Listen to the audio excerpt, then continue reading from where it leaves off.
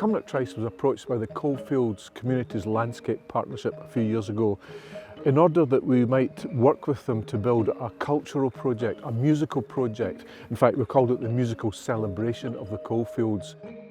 The project gave us the opportunity at the Tryst to embed deeper into the community. So this is a cultural project. It's all about music, it's about music making, and we have been working for about 18 months now with 10 different community groups or school groups or classes all around the Cumnock area, and they've effectively been commissioned to write their own story in music and words that will then be accompanied by the BBC Scottish Symphony Orchestra. It's day one. We are working on some songs here with the Things Today group in the hope that we're going to find a story to tell and a proper song for everyone to sing.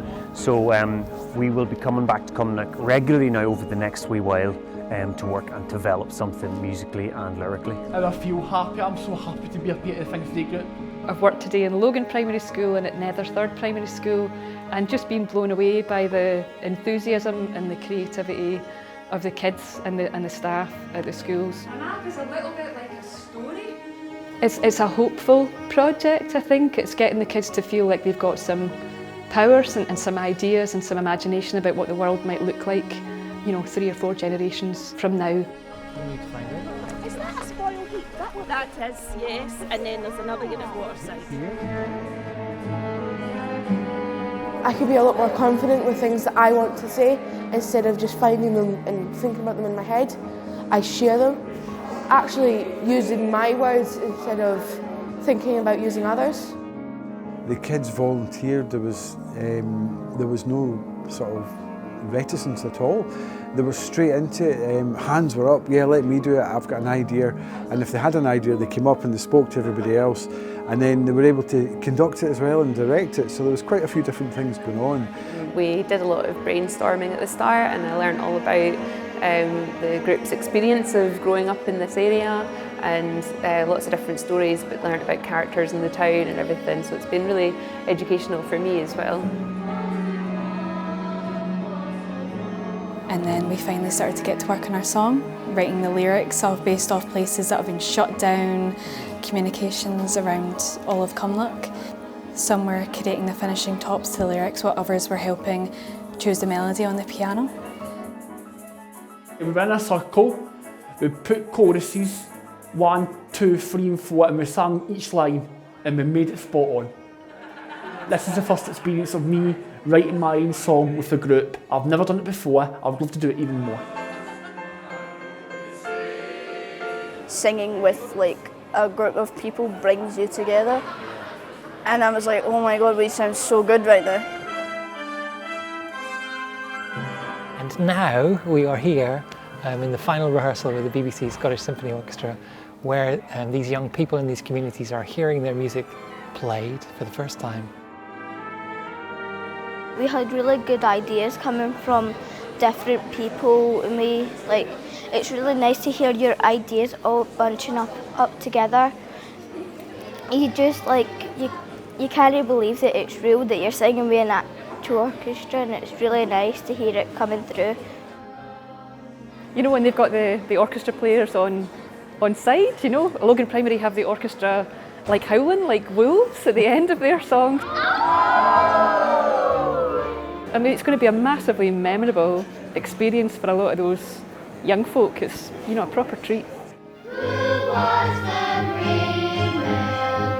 Usually I get scared when I sing by myself, because if you forget lines, you have no one to keep carrying you on.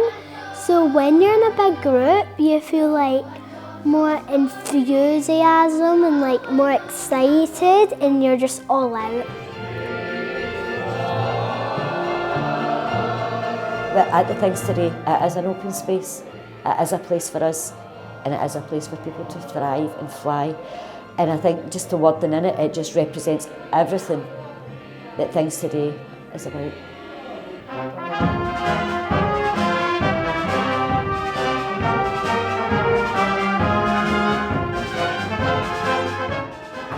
do it, it's a really, really, really once-in-a-lifetime experience for a lot of people, especially to get to do something this big, especially people you find really close to. To know that you can do stuff like this together, it's really amazing.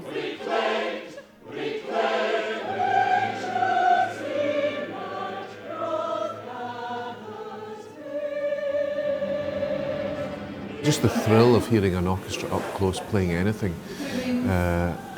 it's a visceral thing, but it's also a deeply emotional thing.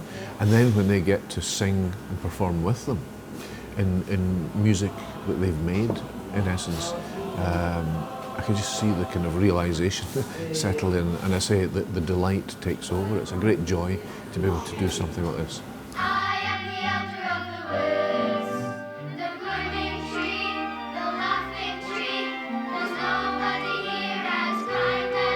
There's also that sense of pride at being, being able to celebrate the area. Look at all those long faces, darkness into darkness, in dangerous places.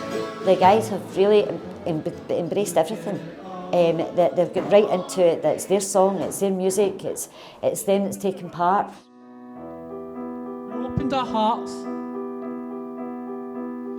We opened our eyes. When they first heard the song and read the song, they thought, oh my gosh, this is amazing. And it is exactly what they've said, but they've said it in a way and sung it in a way that they'll remember forever. Without this industry, without this work, we would not exist. What is very revealing about this process is that the words and the songs and the music that each group has made feels really very much connected to who they are, and you can hear that from the stalls, from the seats, when you hear these people perform the music that they've made.